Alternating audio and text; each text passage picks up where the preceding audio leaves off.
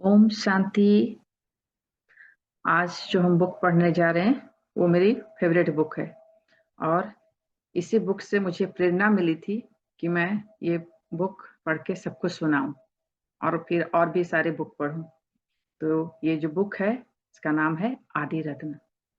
इस बुक के अंदर 25 भाई बहनों दीदी दादियों का अनुभव उल्लेखित है, जिसके थ्रू वो यज्ञ में कैसे समर्पित हुए, यज्ञ में आने में उनको क्या क्या चैलेंजेस आए, वो सब इस बुक में बताया गया है उनके अनुभवों के द्वारा। तो बहुत ही इंटरेस्टिंग बुक है, आप सब जरूर सुने। अगर आपने सब्सक्राइब नहीं किया है तो आप सभी जरूर सब्सक्राइब करें, सो डैट कि जब भी कोई नया वीडियो आए तो आपको मिल सके। ओके, ओम शांति। तो हम बुक स्टार्ट करते हैं। बुक में प्रस्तावना के रूप में दिया हुआ है हमारे पूर्वज। पूर्वज शब्द कितना ऊंचा है। देवताएं भले पूज्य हैं पर उन्हें पूर्वज नहीं कहेंगे। पूर्वज डायरेक्ट ईश्वर की संतान हैं। वे झाड़ के फाउंडेशन में इस तरह बैठे हैं जो सारे झाड़ को शक्ति दे रहे हैं। भले ही आज ये पूर्वज शरीर में नहीं है, पर जब थे उनका त्याग, तपस्या, सेवा अति विशेष थी। तपस्या का अर्थ है एक बाबा दूसरा न कोई। इन्होंने अपनी हड्डी हड्डी सेवा में लगा दी, मन वाणी कर्म से सेवा की है। मम्मा तो जगदम्बा माँ है। बाबा के ज्ञान को सुनना, समाना और स्वरूप में लाना, यह मम्मा की पहचान है। यज्ञ माता होकर रही थी कुमारी। मैंने आंखों से देखा। मम्मा को ज्ञान में आए 1.5 साल हो चुका था तब मैंने उनको देखा था। मुझे क्वीन मदर यानी कि दीदी की माँ ने कहा, मम्मा को देखा? मैंने समझा ही नहीं कि मम्मा किसको कहते हैं। फिर कहती हैं, मम्मा को देखो ना। मैंने देखा, मुझे कुमारी से माँ लगी। माँ माना गंभीरता, रूहानियत, सच्चाई की मूरत। उन दिनों क्लिफ्टन पर बाबा मुरली लिखता था, फिर मम्मा को भेजता था। मम्मा पढ़कर सुनाती नहीं थी, परंतु पढ़कर पहले अपने अंदर समाती थी, फिर जवानी ऐसा सुनाती थी कि हम वंडर खाते थे। ऊपर में बड़ा हॉल था, कोने में मम्मा का कमरा था। वहां आंगन में बाबा की याद में बैठी रहती थी। सुबह सुबह नीचे उतरती थी, फिर भंडारे की तरफ जाती थी। एक दिन हम सब सोए थे, तब हमको कहा, तुम्हारी मंदिरों में पूजा हो रही है, तुम सब सोए हुए हो। तब से हम सबको लगा हमें जल्दी उठना चाहिए। मैं तो भक्ति मार्ग की आदत के अनुसार जल्दी उठ जाती थी। बाकी सब बहनें छोटी छोटी थीं। दादी चंद्रमणि 13 साल की थी। दादी कुमारका 14 साल की थी। मम्मा जब यज्ञ में आई तो 17 साल की थी। मम्मा हर समय योग युक्त रहती थी। एक बार मैंने मम्मा से पूछा था, आपको योग युक्त रहना इतना सहज लगता है, हमको नहीं लगता, क्यों? मम्मा का बोल था, बुद्धि को मैं सदा प्लेन रखती हूँ।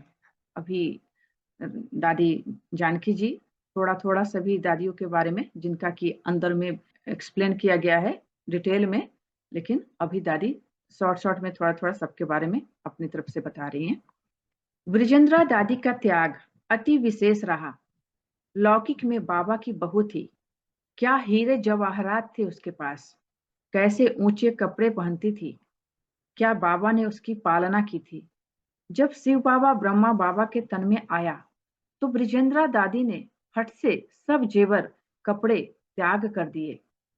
इस प्रकार प्रथम त्याग इसका रहा। योग ऐसा था कि बाबा कहते ही ब्रिजेंद्रा का चेहरा लाल हो जाता था। लौकिक में 2 बच्चे भी थे, लेकिन एकदम निर्मोही रही। जब बाबा समर्पित हुआ तो पहले पहले इसने कहा, जहां बाबा वहां हम। सदा बाबा के चरित्र सुनाती रहती थी। भले बाबा के साथ क्लिफ्टन पर रहती थी, पर जब भी मिलती थी हम उसका चेहरा चमकता हुआ ही देखते थे। बाबा ने इसको मुंबई की सेवा के निमित्त बनाया। दादी में जो सच्चाई और प्रेम भरा हुआ था, अपनी पालना से भाई बहनों में भी वो भर दिया। दीदी मनमोहिनी की कहानी क्या सुनाऊं। श्रीमत को ऐसे सिर माथे पर रखा जो मनमत न कभी चलाई और न चलाने दी। बाबा का बनने से पहले भी मैं दीदी को जानती थी और दीदी मुझे सेंसिबल लगती थी, परंतु वो तो दुनिया के हिसाब से लगती थी। दीदी का लौकिक नाम था गोपी। जब बाबा की बनी तो सचमुच पहले नंबर की गोपी, यानी भागवत प्रसिद्ध का पाठ दीदी का रहा। त्याग मूर्त और बाबा की मुरली पर मस्तानी थी। एक बार कराची में बाबा ने कहा, कुएं में डूब जाओ, कोई है डूबने को तैयार? दीदी ने हाथ उठाया, मैं तैयार हूं। बाद में बाबा ने कहा, बाप कभी कह सकता है क्या कि डूब जाओ? लेकिन दीदी हाथ खड़ा कर बाबा की इस बात में भी पास हो गई। मुझे दीदी ने भगवान से सर्व संबंधों से शक्ति प्राप्त करना सिखाया। कंपेनियन ऑफ गॉड पुस्तक के पीछे दीदी की ही प्रेरणा है। पहले मुझे लगता था कि बाबा भगवान है, गॉड है, वह तो प्रभु है, उसे बाबा बाबा न कहूं। दीदी ने कहा, सखा है ना। दीदी ने बाबा से सखा रूप में अनुभव करना सिखाया। माता, टीचर, पिता आदि का अनुभव तो था, पर सखा रूप में विशेष अनुभव करना सिखाया। सच्चाई तो दीदी में इतनी थी कि कुछ भी बाबा से छिपाया नहीं। सदा कहती थी, सच की नैया डोलेगी पर डूबेगी नहीं। बाबा बैठा है, ज्ञान का मंथन करना जैसे बाबा कहता है वैसे योग युक्त रहना, एकांत प्रिय अंतर्मुखी रहना, यह दीदी ने सिखाया। दीदी का मंत्र रहा, अब घर जाना है। 2 साल तक दीदी ने यह धुन लगाकर रखी। मैं बहुत पुरुषार्थ करती थी। एक बार दीदी ने कहा, क्या कर रही हो?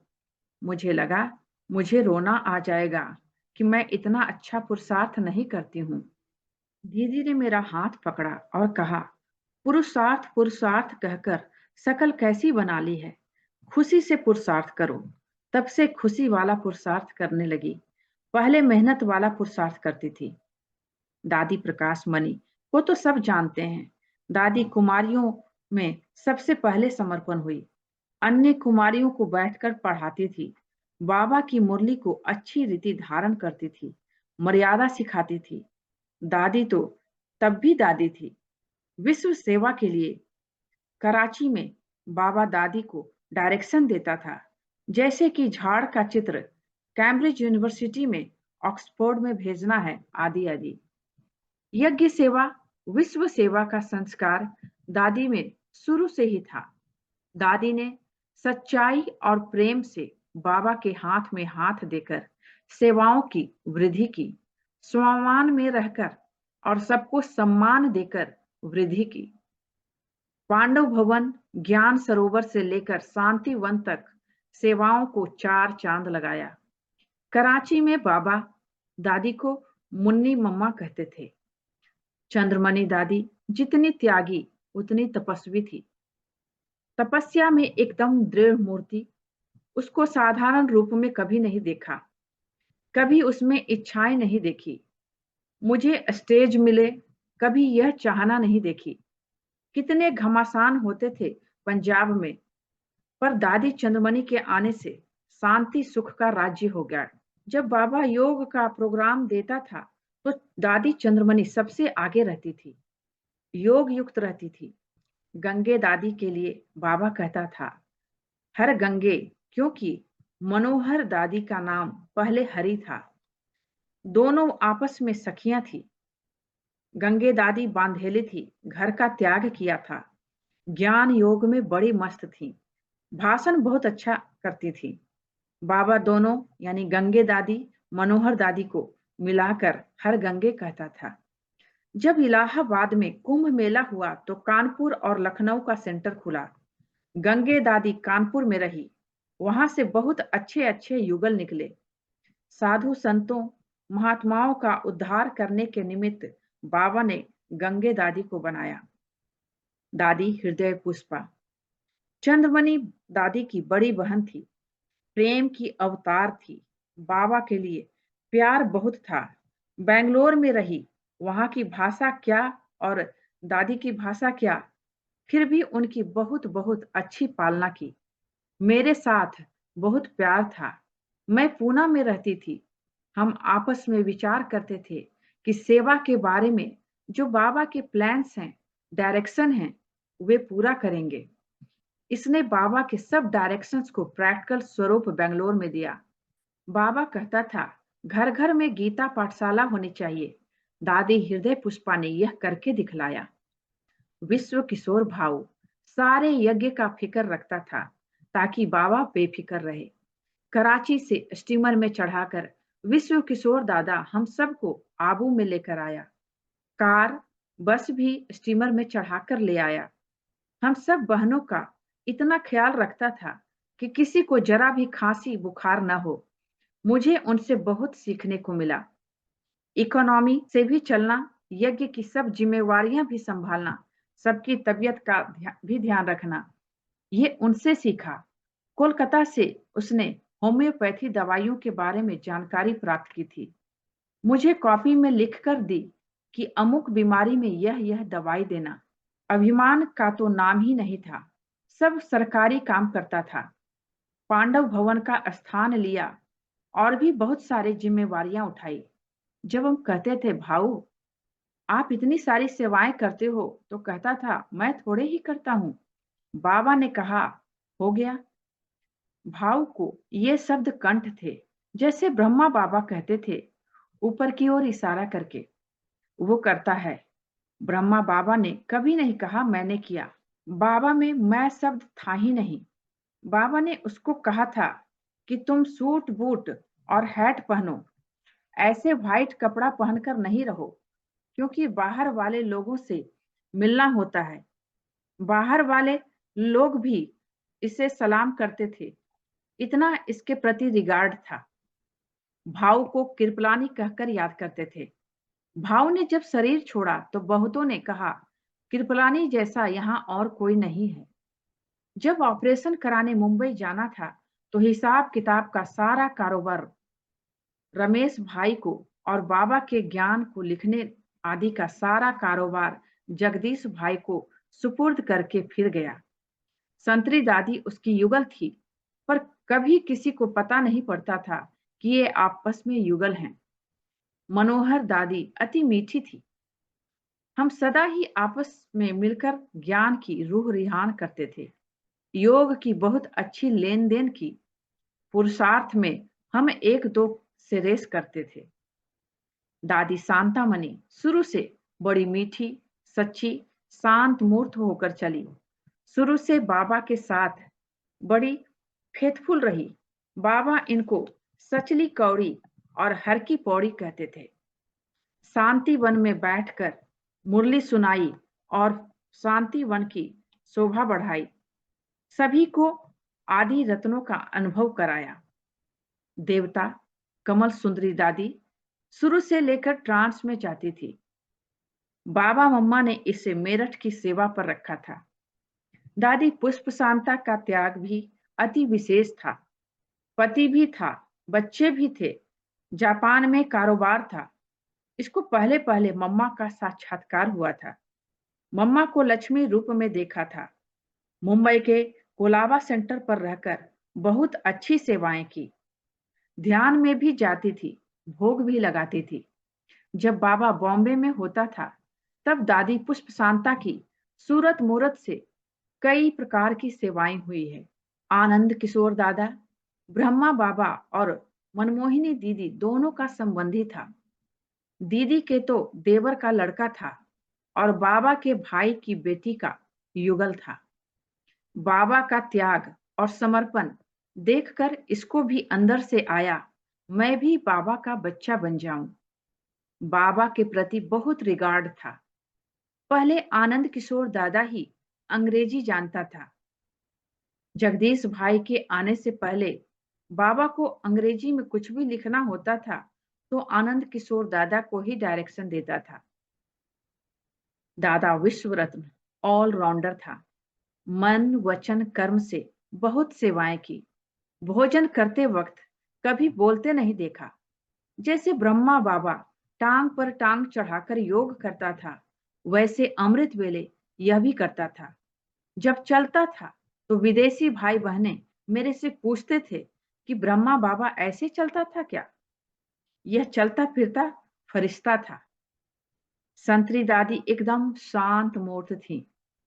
किसी की बातों में न आना, योग में मस्त रहना, यह उसकी विशेषता थी। दादी ऑलराउंडर, गुलजार दादी की लौकिक माँ थी। किसी को पता ही नहीं पड़ता था कि ये माँ बेटी हैं। इनका भी विशेष त्याग था। दादी ऑलराउंडर बहुत बहादुर थी। भाइयों वाले सब काम ऑलराउंडर करती थी। कराची में भी और दिल्ली में भी सारी रात पहरा देती थी। जब हम आबू में आए तो सब्जी लाना, अनाज लाना आदि सब खरीदारी ऑलराउंडर करती थी। असली नाम रुक्मिणी था, पर बाबा ने ऑलराउंडर नाम रखा। शिव बाबा जब ब्रह्मा बाबा में आया तो सबसे पहले समर्पित ध्यानी दादी हुई। ध्यानी दादी लौकिक में मम्मा की मौसी थी। उसने मम्मा को बेटी बनाया था। ध्यानी दादी के पति ने शरीर छोड़ दिया था। शांतामणि दादी की माताजी, मम्मा की लौकिक माँ और ध्यानी दादी तीनों बहनें थीं। तीनों ही यज्ञ में समर्पित हो गईं। ध्यानी दादी की भावना थी कि मम्मा ज्ञान में आए तो बहुत अच्छा हो, क्योंकि मम्मा और कुमारियों से न्यारी थी। यज्ञ में पहले पहले हम सबका भोजन बनाने वाली, हम सबकी संभाल करने वाली ध्यानी दादी थी। मीठी होने के कारण बाबा ने ध्यानी दादी का नाम मिश्री रख दिया था। कभी ध्यानी दादी के मुख से कड़वा शब्द नहीं सुना होगा। जो भी भंडारे में जाएगा, ध्यानी दादी कुछ न कुछ खिलाएगी। जगदीश भाई को बाबा ने नाम दिया संजय, गणपति। कलम उनके हाथ में रही। जब जगदीश भाई ज्ञान में आया, मैं दिल्ली में थी। थियोसॉफिकल हॉल में प्रोग्राम था। जगदीश भाई वहां आया था। हम 3 बहनें वहां गई थी। हम ड्रामा की बात समझा रही थी। बहुत लोग थे। यह बहुत ध्यान से सुन रहा था। हम 3 बहनें वहां गई थी। हम ड्रामा की बात समझा रही थी। बहुत लोग थे। यह बहुत ध्यान से सुन रहा था। इसको ज्ञान अच्छा लगा। कार्यक्रम के बाद यह हमारे पीछे पीछे बस तक आ गया। कहता है मुझे मिलना है। फिर हमने इसको सुबह 5 बजे आने का समय दिया। रोज सुबह 5 से 6 बजे आता था। ब्रिज कोठी में पहले पहले आने वाली थी सावित्री बहन, दादा राम, और दूसरा आया जगदीश भाई। बाबा ने कहा अच्छा बच्चा है। संदेशी दादी शांतामणि दादी की छोटी बहन थी। संदेशी बहन एवं गुलजार बहन दोनों समान उम्र में यज्ञ में आई। संदेशी दादी भी ध्यान में जाती थी। बहुत मीठी थी, बहुत रमणीक थी। इसलिए बाबा ने नाम ही रखा था रमणीक मोहिनी। बाबा को हंसाने में, बहलाने में बहुत मीठी थी। भुवनेश्वर में बहुत अच्छी सेवाएं की। आत्म मोहिनी पुष्प शांता दादी की लौकिक बहन थी। कभी महसूस नहीं होता था कि ये आपस में कोई देह के संबंधी हैं। आत्म मोहिनी पहले कानपुर में गंगे दादी के साथ रहती थी, फिर आई मुंबई में। पुष्प शांता दादी के बाद आत्म मोहिनी ने मुंबई के कोलाबा सेंटर को अच्छी तरह से उठाया। उनकी एक खास यादगार मेरे पास यह है कि मुझे आकर कहती थी कि भाषण तो सभी करते हैं, तुम मुझे भाषण दो। हमारा आपस में फ्रेंडली प्यार था। शीलेंद्रा दादी मनमोहिनी दीदी की लौकिक छोटी बहन थी। इतने बड़े घर की छोटी सी राजकुमारी शील का त्याग अति विशेष था। शरीर थोड़ा ढीला ढाला रहता था, परंतु सेवा बड़ी मस्ती से करती थी। अपने लौकिक को भी सुजाग करने की सेवा की। बाबा के साथ इसु बहन भले बाद में निमित्त बनकर, जब बाबा मुंबई में रहता था तब शील यज्ञ कारोबार संभालने के लिए एकदम फ्री होकर बाबा के साथ रहती थी। चंद्रहास दादा की रग रग में बाबा की मुरलियां थी। सारी मुरलियां जो अब हम सुन रहे हैं, चंद्रहास दादा ने इकट्ठी करके रखी। इसने बहुत खजाना इकट्ठा किया। पांडव भवन में चंद्रहास दादा का कमरा अभी तक भी है। उसमें बड़ा खजाना इकट्ठा किया गया है। भोली दादी बाबा का भंडारा संभाल कर बैठी थी। मिट्ठू दादी जब कराची में थी तो मैं उनके साथ नर्स होकर रही। पंजाब में पटियाला की सेवा मिट्ठू दादी ने की। ये सब आदि रत्न हमारे पूर्वज हैं। इन सब का पाठ सबसे न्यारा और प्यारा रहा है। ब्रह्मा कुमारी जानकी, मुख्य प्रशासिका प्रजापिता ब्रह्मा कुमारी ईश्वरीय विश्वविद्यालय। प्रकाशक की ओर से आदि रत्नों को पुष्पांजलि। जिस पेड़ की जड़ें जितनी ज्यादा गहरी होती हैं, वो उतना ही ज्यादा मजबूत और टिकाऊ होता है। इसी प्रकार किसी भी संगठन को चलाने वाले निमित्त व्यक्तियों का भी त्याग, तपस्या की जड़ें जितनी गहरी होती है, वह संगठन भी उतना ही शक्तिशाली, दीर्घजीवी और निर्विघ्न होता है। प्रजापिता ब्रह्मा कुमारी ईश्वरीय विश्वविद्यालय इस अर्थ में एक अद्वितीय संगठन है। इस संगठन के एक एक आधार मूर्त आदि रत्न ऐसे ही तपस्वी हैं जिन्होंने अपने आप को, अपने त्याग को गुप्त रखते हुए अथक होकर निस्वार्थ भाव से श्रीमत प्रमाण श्वास श्वास से मानवता की आजीवन आध्यात्मिक सेवा की। ताजमहल में 2 प्रकार के पत्थर लगे हैं।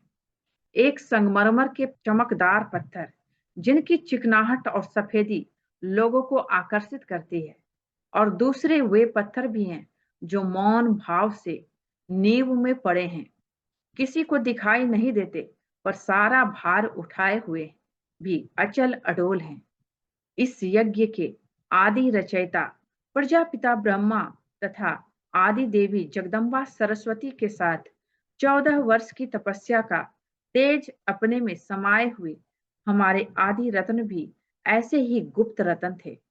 ये रत्न भी आबू पर्वत की शांत वादियों में तपस्यारत रहकर इस विशाल यज्ञ की स्थापना के बाद इसकी सुव्यवस्था और वृद्धि करते रहे।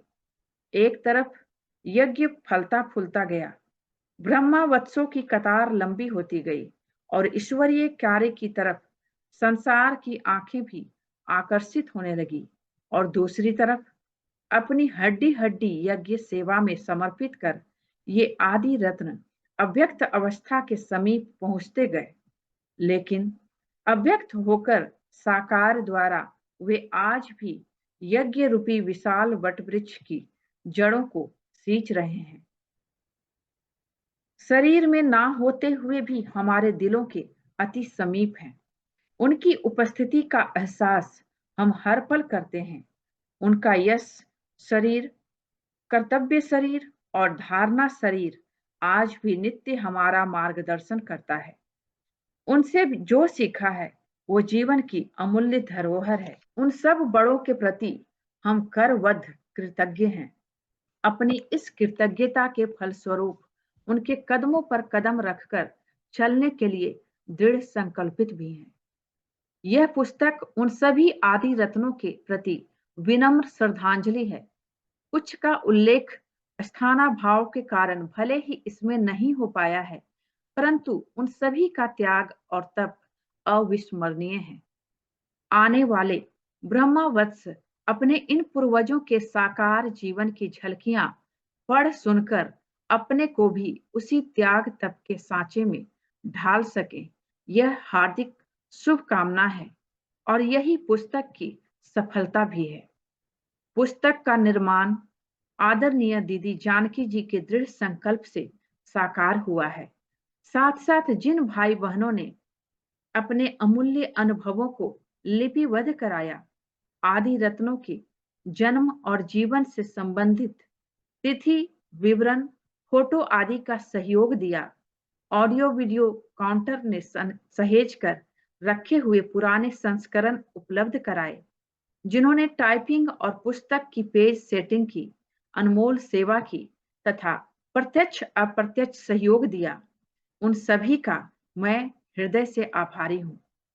पुस्तक में सिंध, हैदराबाद, कराची, माउंट आबू के पांडव भवन तथा पांडव भवन से पहले के 3 भवनों ब्रिज कोठी, कोटा हाउस धौलपुर हाउस में बाप दादा के चरित्रों, दिव्य कर्तव्यों की अनेक दुर्लभ झलकियां हैं। बहुत से नए नए अनुभवों की परतें खुली हैं। पुराने तथा नए सभी ब्रह्मावत्सों के लिए यह पुस्तक ईश्वरीय कर्तव्य की अनुभूतियों तथा जानकारियों का अमूल्य स्रोत सिद्ध होगी। अनुभव गम्य होने के कारण यह इतनी रुचिकर है कि पढ़ते पढ़ते पाठक दृश्य भी देखने लगता है और उनसे एकाकार भी जाता है।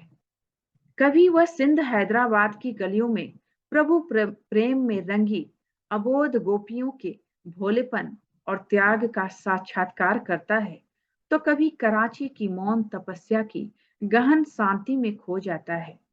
कभी उसे आबू की वादियों में बरसते ईश्वरीय प्रेम में भीगने का अनुभव होता है और कभी भारत के विभिन्न कोनों में ईश्वरीय सेवा की चहल पहल का आभास होता है।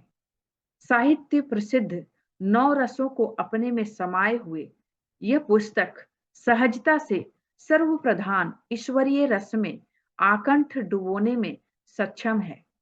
नम्र निवेदन है कि ईश्वरीय चरित्रों की चमक से सृष्टि चक्र के आत्मा के पाठ को चमका देने वाली इस पुस्तक का लाभ सभी अवश्य उठाएं।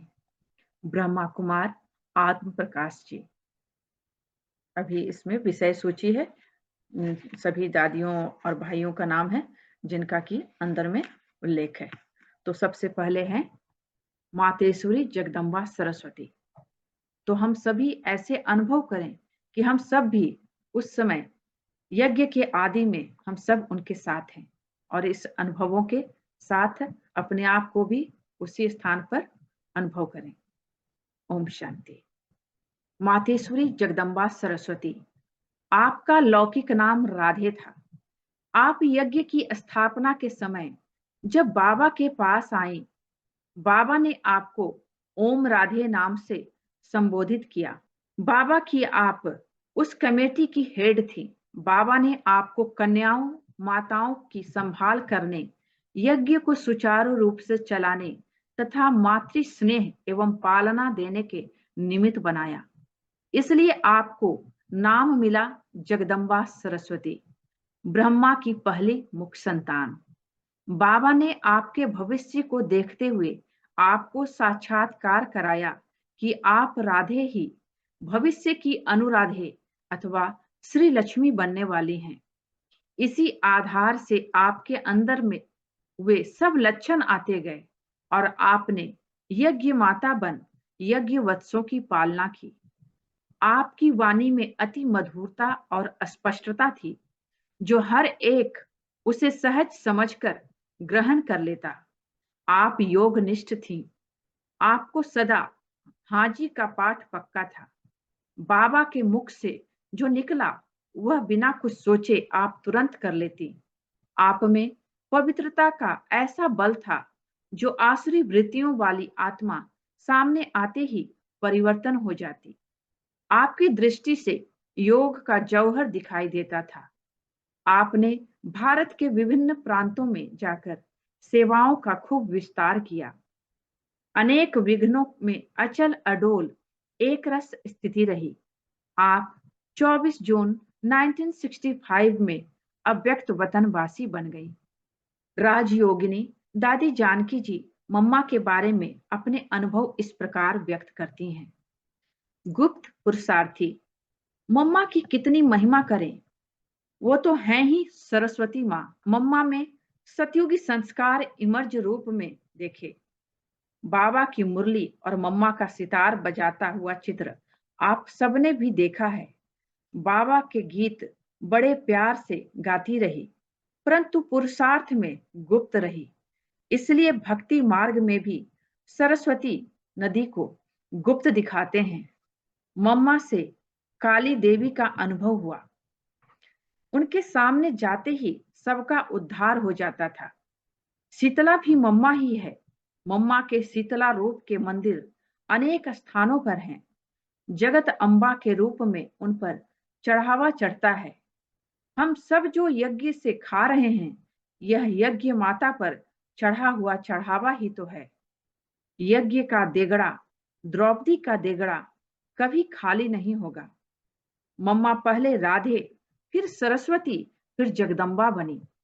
मम्मा से ज्वालामुखी स्वरूप का अनेक बार अनुभव किया। यह नहीं कहेंगे कि मम्मा शिव बाबा को याद करती थी, बल्कि याद स्वरूप स्थिति कैसे होती है, यह मम्मा के चेहरे से दिखाई पड़ता था। व्यक्तित्व में रूहानियत, दिल में परमात्मा पिता के लिए प्यार और सम्मान, पढ़ाई में एक्यूरेट, ये मम्मा की विशेषताएं थी। हाथ पकड़ने से अशरीरी बन जाते थे। मम्मा के हाथों में इतनी कशिश थी, जो हाथों में हाथ दो तो अशरीरी बन जाते थे। मम्मा ने बाबा से इतना सीखा, जो धारणा करने में नंबर 1 चली गई। मम्मा की शिक्षा सुनते सुनते बुद्धि शिव बाबा और परम धाम की स्मृति में टिक जाती थी। कमाल यह थी कि बैठते थे मम्मा के सामने, याद शिव बाबा आता था। अपना नाम रूप भुलवाने में बड़ी होशियार थी। देखते थे तो संपूर्ण मम्मा दिखाई देती थी। उनकी वाणी सुनते सुनते कैसा भी व्यक्ति पिघल जाता था।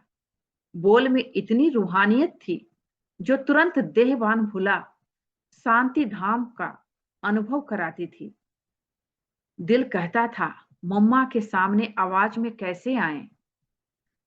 हर घड़ी अंतिम घड़ी। मैं नई नई यज्ञ में आई थी। कराची में मम्मा के सामने बैठी थी। मैंने पूछा, मम्मा मैं क्या पुरुषार्थ करूं? मम्मा ने कहा, हर घड़ी को सदा ही अंतिम घड़ी समझना। उसी घड़ी से सब पसारा बुद्धि से निकल गया। आज तक भी इस धारणा को कभी भूले नहीं हूं। कभी ख्याल न आए कि यह शिक्षा क्यों मिली। एक बार मम्मा ने कहा, कभी कोई शिक्षा मिले तो उसे संभाल कर रखना। कभी यह ख्याल ना आए कि मुझे यह शिक्षा क्यों मिली। मेरी भूल तो थी नहीं।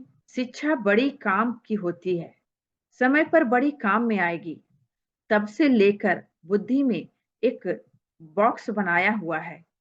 बहन भाई किसी द्वारा भी शिक्षा मिले, संभाल कर उसे बॉक्स में रख लेती हैं।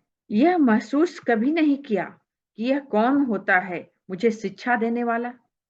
इस प्रकार सीखने की भावना मम्मा ने पैदा की। सेवा में जब नर्स थी तो मम्मा से बहुत धैर्य सीखा। बाबा टेलीफोन पर मुरली सुनाता था। मम्मा सुनती थी। कुंज भवन में बड़ी एकाग्रता से हुंकारा भरती जाती थी। हमें भी ध्यान रहे कि मम्मा जैसी गंभीरता, नम्रता, सत्यता की मूर्ति बनना है। संकोच दूर कर दिया। एक बार एक सखी को ऐसे ही सुनाया मैंने कि मैं मम्मा से थोड़ा डरती हूँ। सखी ने मम्मा को सुनाया। फिर मम्मा हाथ पकड़कर टेनिस कोर्ट में चलते चलते पूछने लगी, आप मेरे से डरती हो? मैंने कहा, डरती तो नहीं हूँ, शायद संकोच करती हूँ बात करने में।